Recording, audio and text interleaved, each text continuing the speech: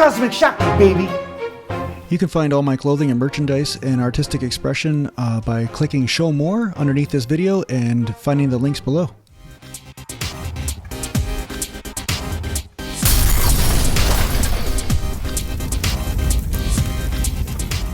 So here I am. I haven't done a video for about a week or so, but you know, I've been going back and forth with my shoulder, just taking it easy. So, you know, my head says, you know, work hard and get lean and body fat and all this kind of stuff. But my shoulder says, no, just keep going at a slower pace. So that's what I've been doing. So I'm showing you a bench press workout, and I'll do a little bit of back and some biceps in here too. But I haven't been 100% into my working out at 100% intensity anyway. So basically, you know, my idea of a successful workout right now is just less pain in the shoulder, and it has been going in that direction. So it's going in the right direction.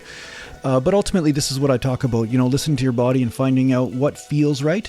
And you just keep on following that. So your head might have one idea of training, but your body has another. So the body always takes priority, you know, and I'm not talking about laziness or anything. So, you know, one thing I want to actually address is I had one person they put a message down below one of my videos. And like most people, you know, they just misunderstand totally everything that I'm teaching and what I'm doing. And they're talking about my form when it comes down to squats, because I don't do butt to the floor type squats. And am I not doing a greater harm to society because I'm not teaching the deep squat and all this kind of stuff? You know, and what I have to say about that is, you know, what depth is really necessary? I mean, if you look at most sports, they don't go below 90 degrees of the knee. I mean, whether it's skating, whether it's bicycling, whether it's running or sprinting, none of these actual athletic sports requires below the knee type squats or below parallel. The only time that you're really required is say if you're doing Olympic lifting or something that specifically says, okay, this is the standard movement. This is what we're going to measure you by, is by a deep squat and lifting how much weight you can lift. But most sports, actually, you never bend the knees more. Like if I'm going to run or sprint, I never actually start from my butt on my ankles and then start to a sprint. You actually start from a standing position. I mean, baseball players do this. And there's another natural bodybuilder out there, I can't remember his name, but he was actually talking about this on his channel, and he has some great quadriceps on him, and he never squats below 90 degrees.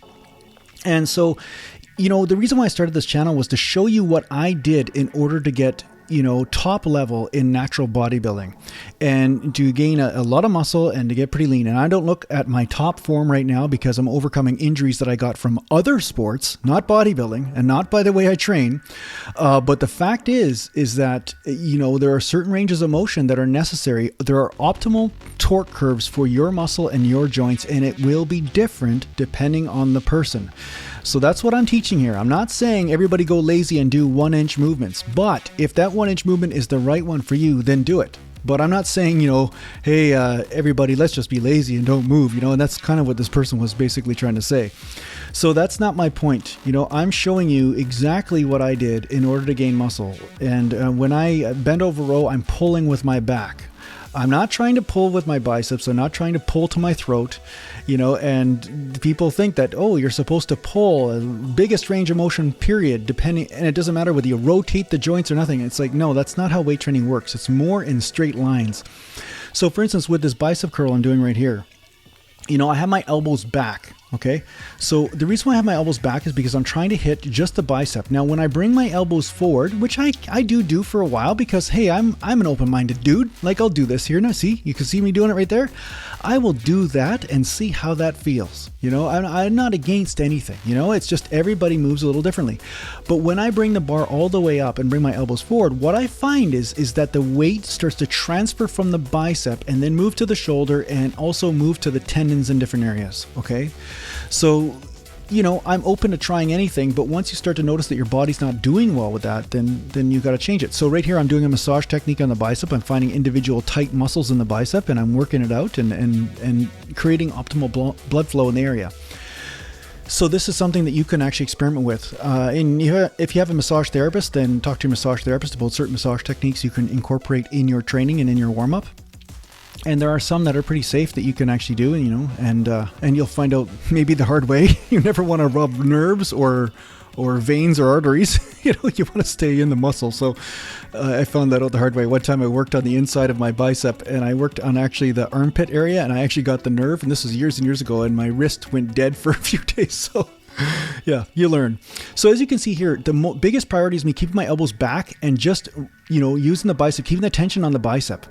Now it looks like I'm swinging a lot, but I'm actually not. It's like I'm pulling the elbows back and I'm basically setting the tension in the bicep tendon. That's really mainly what I'm doing. Okay.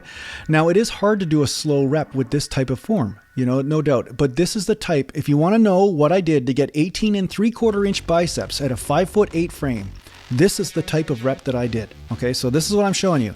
A lot of you have opinions and say, oh no, that's the wrong way. You got to do it this way. You got to do it that way. I'm saying this is what worked. Okay.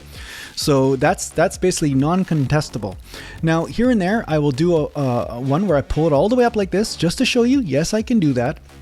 But that is where the muscle actually starts to, the tension starts to transfer from the bicep onto a different part of the bicep or on the shoulder. And I find it just doesn't work as well. I find I lose tension on the bicep. I'm not actually getting that ultimate burn on the bicep.